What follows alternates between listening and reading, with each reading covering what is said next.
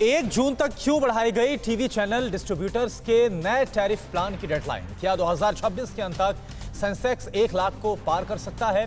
और टेस्ला के इंडिया वाले प्लान को कैसे लगा झटका? मैन्युफैक्चरिंग, आयात निर्यात और कारोबार से जुड़ी बड़ी खबरें आप देखिए मनी 9। टीआरआई ने टेलीविजन चैनल डिस्ट्रीब्यूटर्स के लिए नए टैरिफ लागू करने की डेडलाइन 1 जून 2022 तक के लिए बढ़ा दी है। टीआरआई ने डीपीओस को लिखे लेटर में कहा है कि टेलीविजन चैनल्स के सभी डिस्ट्रीब्यूटर्स को यह पक्का करना होगा कि 1 जून 2022 तक सभी सब्सक्राइबर्स को बुके या चुने गए चैनल के मुताबिक सर्विस मुहैया की जा रही हो।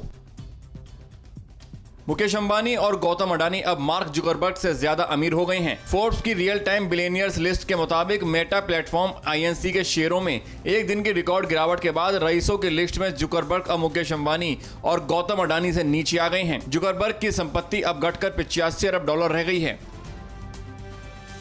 राजधानी में अगर आप अकेले कार ड्राइव कर रहे हैं तो आपको मास्क पहनने की जरूरत नहीं है। कोविड प्रतिबंधों की समीक्षा के लिए डीडीएमए की शुक्रवार हुई बैठक में यह फैसला लिया गया है। इसके अलावा उच्च शिक्षण संस्थानों और कोचिंग सेंटरों के साथ साथ 9वीं से 12वीं कक्षा के लिए स्कूलों को 7 फरवरी से फिर से खोलने का फैसला किया गया है।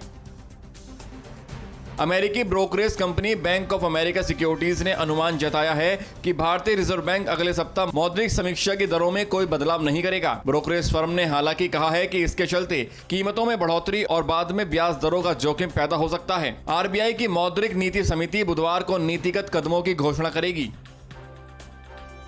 सुप्रीम कोर्ट ने सभी राज्यों से एक नोडल अधिकारी नियुक्त करने का निर्देश दिया है। यह अधिकारी कोविड की वजह से मारे गए लोगों के आश्रितों को 50,000 रुपए की मुआवजा राशि दिलाने में मदद करेंगे। नोडल अधिकारी एसएलएससी के सदस्य सचिव के साथ मुआवजा राशि दिलाने के लिए कोऑर्डिनेट करेंगे। इंडिया में एंट्री के टेस्ला के प्लान को झटका लगा है। सरकार ने इंपोर्ट पर टैक्स छूट देने की टेस्ला की मांग खारिज कर दी है। टेस्ला के प्रमुख एलन मस्क भारत में अपनी आयातित इलेक्ट्रिक कार बेचना चाहते हैं। इसके लिए उन्होंने इंपोर्ट टैक्स में सरकार से छूट मांगी थी। सरकार ने यह कहते हुए उनकी मांग ठुकरा दी है कि भारत में पहले से इसके लिए पॉलिसी है। भारतीय रिजर्व बैंक ने अनऑथराइज्ड ईटीपी पर विदेशी मुद्रा कारोबार नहीं करने या ऐसे लेन देन के लिए धन भेजने के लिए जनता को सचेत किया है। आरबीआई के मुताबिक ऐसा करने वालों के खिलाफ फेमा के तहत एक्शन होगा। Social media, search engine, OTT platforms, gaming apps पर भ्रामक विज्ञापनों के जरिए विदेशी मुद्रा कारोबार की पेशकश की जा रही है। जेफरीज के global head equity strategy Christopher would का कहना है कि भारत का अहम इक्विटी इंडेक्स बीएसई सेंसेक्स 2026 के अंत तक 1 लाख तक का स्तर छू सकता है। वुड ने कहा है कि अगले 5 साल में ईपीएस में 15% की ग्रोथ और 5 साल का औसत एवरेज मल्टीपल 19.4 के लेवल पर रहेगा। अर्थव्यवस्था में तेजी से सुधार लाने और इसे $5 ट्रिलियन का बनाने के लिए सरकार ने इस साल करीब 2500 कॉम्प्लायंस यानी नियम शर्तों को खत्म करने की योजना बनाई है। व्यापार सुगमता से देश में कारोबार के लिए माहौल सरल बनता है। डीपीआईआईटी के मुताबिक राज्यों ने उन नियमों और शर्तों की पहचान की है जिनको आसान करने की जरूरत है। मनी 9 की खबरों के लिए ट्विटर, फेसबुक और इंस्टाग्राम पर @money9live को फॉलो करें तो मनी 9 के यूट्यूब चैनल को भी सब्सक्राइब करें।